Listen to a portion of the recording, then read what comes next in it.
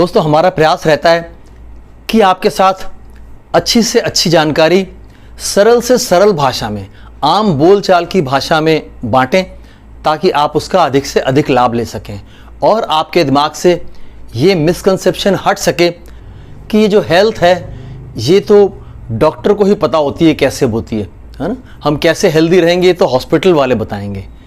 इस भ्रांति से आप बाहर निकल सकें, इसीलिए ये चैनल है।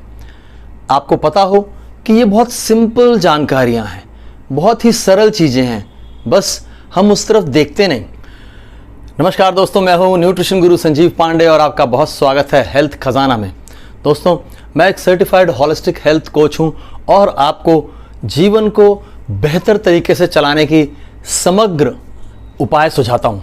पिछले वीडियो में हमने आपसे स्लिप डिस्क के बारे में डिस्कस किया था और हमने जाना था कि क्या ऐसे पोषक तत्व हैं, क्या ऐसा पोषण है और क्या ऐसा लाइफस्टाइल है, जीवन शैली, जो छोटे छोटे सुधारों के साथ हम स्लिप डिस्क की समस्या से निजात पा सकते हैं।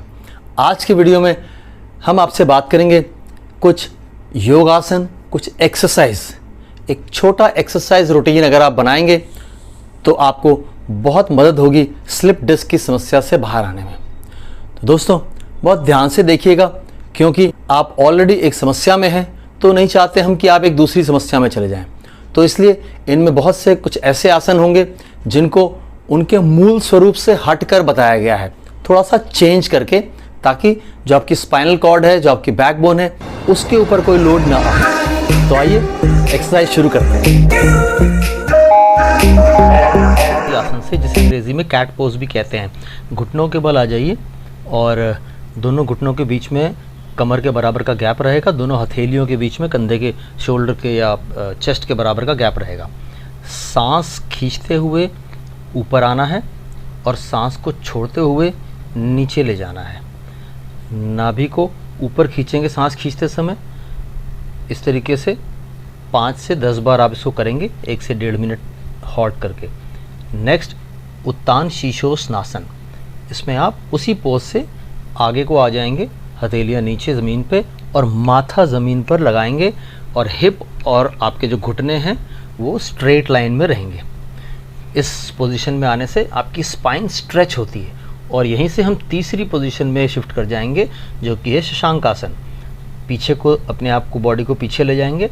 अपना जो बैक है वो अपने जो आपकी एड़ियाँ हैं उसके ऊपर रेस्ट करेंगे और अपनी जो स्पाइन है उसको अगेन स्ट्रेच करने की कोशिश करेंगे, जितना स्ट्रेच कर सकते हैं। हाथ सीधे रखते बने सीधे रखें, नहीं रखते बन रहा है तो हल्का सा कोहनियों को तिरछा कर लें।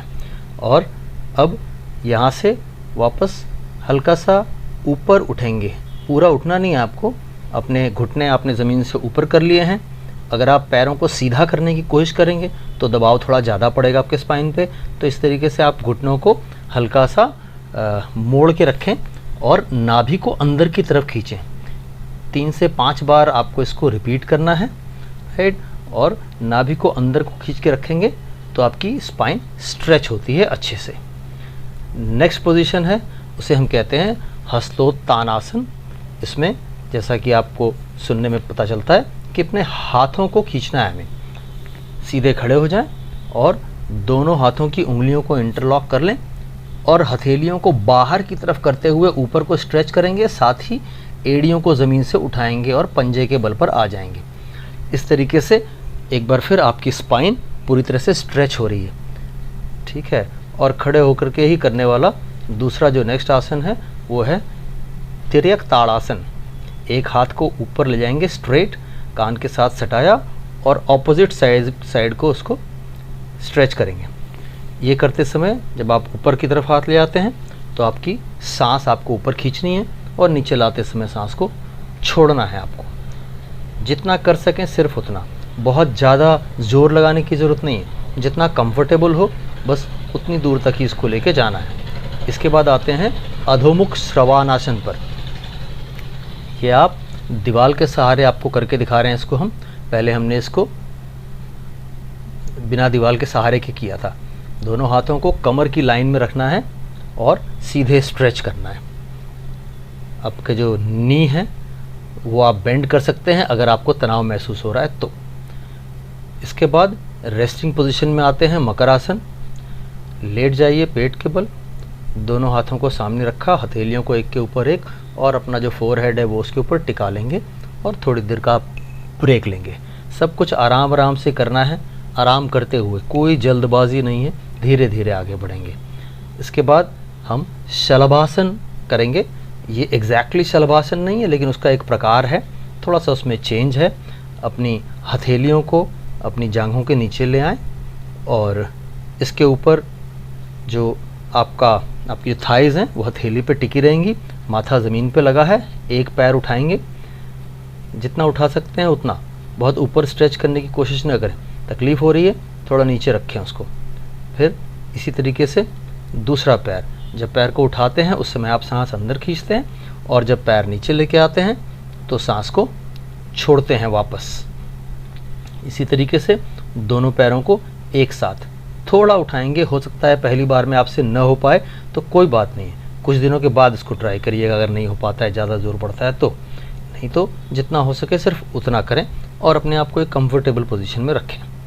और फिर इसी शलभासन का एक दूसरा प्रकार, अब आप हथेलियों को बाहर ले आएंगे, हथेलियों को ज़मीन पर टिका देंगे और इन हथेलियों के सपोर्ट से आगे से चेस्ट, चेहरा ज़मीन से उठाएंगे और पीछे अपने पैरों को ज़मीन से उठाएंगे। ये एक तरह का रिवर्स नौका आसन हो जाता है ना, जो आप पीठ के बल लेट के करते हैं, पैरों को और छाती को ज़मीन से उठाते हैं, या पेट के बल लेट करके लेकिन हाथों का सपोर्ट लेके करते हैं।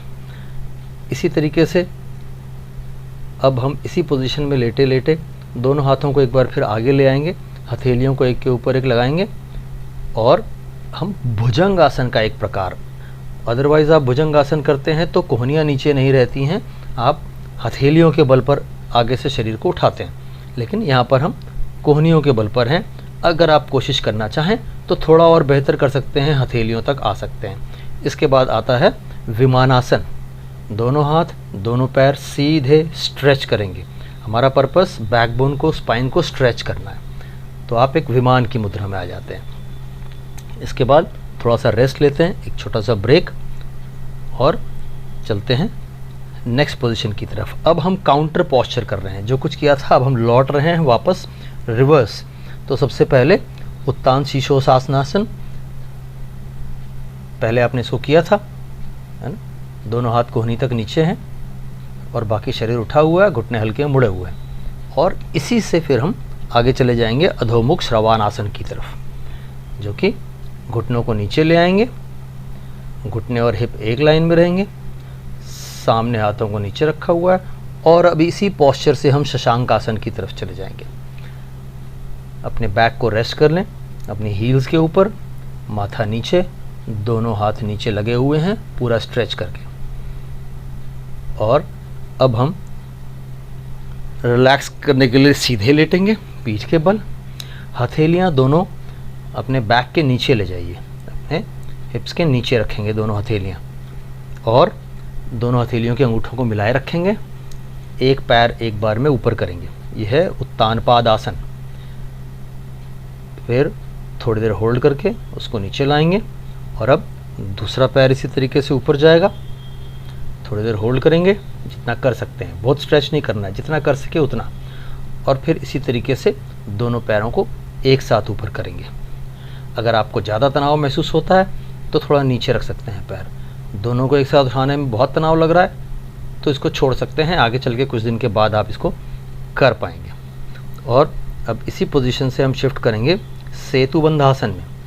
सेतुबंध आसन में ये भी एक काउंटर पोस्चर है।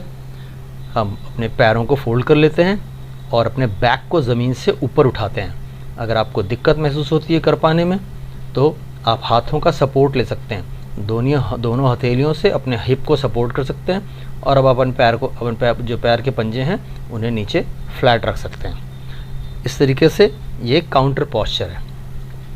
और अब हम अपनी रिलैक्सिंग पोजीशन में जा रहे हैं। नेक्स्ट जो आसन हम करने जा रहे हैं ये है अपानासन। अपानासन में जब हम इस तरीके से दोनों पैरों को मिला कर के घुटनों को अपने दोनों हाथों से पकड़ के सीने से लगाते हैं तो इसे अपानासन कहते हैं। और फिर इसी में एक बार में एक पैर को एक पैर सीधा रखेंगे और एक पैर को फोल्ड करके दोनों हाथों से पकड़ के रखेंगे। यह अर्ध अपानासन होता है। और इसी तरीके से दूसरे पैर के साथ भी करेंगे, दोनों पैरों के साथ एक एक करके बारी बारी, और फिर दोनों पैरों को एक साथ। और इस तरह से अब हम अपनी जो आसन प्रक्रिया है वो करीब समाप्त करते हैं। और जो आखिरी आसन होगा वो है शवासन। आप आराम की मुद्रा में दोनों हथेलियां ऊपर करके, पैर खोल करके शरीर को ढीला छोड़ देंगे और लेट जाएंगे आराम की मुद्रा में बिल्कुल। तो अगर आप चाहते हैं कि हम इस चैनल से आपको लगातार ऐसी जानकारी देते रहें, अगर आपको लगता है कि आपको इस चैनल से कुछ फ़ायदा होता है, कोई ऐसी जानकारी आपको मिली जो आपके जीवन में थोड़ा परिवर्तन ला सके, तो आप हमारी सहायता कर सकते हैं नीचे दिए हुए UPI कोड्स पर, और जो साइड में आपको QR कोड दिख रहा है इस पर हमारी मदद कर सकते हैं आप। आपकी एक छोटी सी मदद भी हमारे लिए एक बड़ी मदद साबित होगी। दोस्तों स्वस्थ रहें, मस्त रहें, जय हिंद। तो अगर जानकारी अच्छी लगी हो तो चैनल को सब्सक्राइब जरूर करें, वीडियो को लाइक करें और अपनी राय कमेंट्स में अवश्य दें। दोस्तों हमारे चैनल से संबंधित सभी महत्वपूर्ण जानकारियां इस वीडियो के डिस्क्रिप्शन में दी हुई हैं, जैसे कि आप हमसे कैसे संपर्क कर सकते हैं प्रिस्क्रिप्शन बनवाने के लिए और हमारी राय लेने के लिए अपनी किसी भी दिक्कत परेशानी के बारे में। Thank you.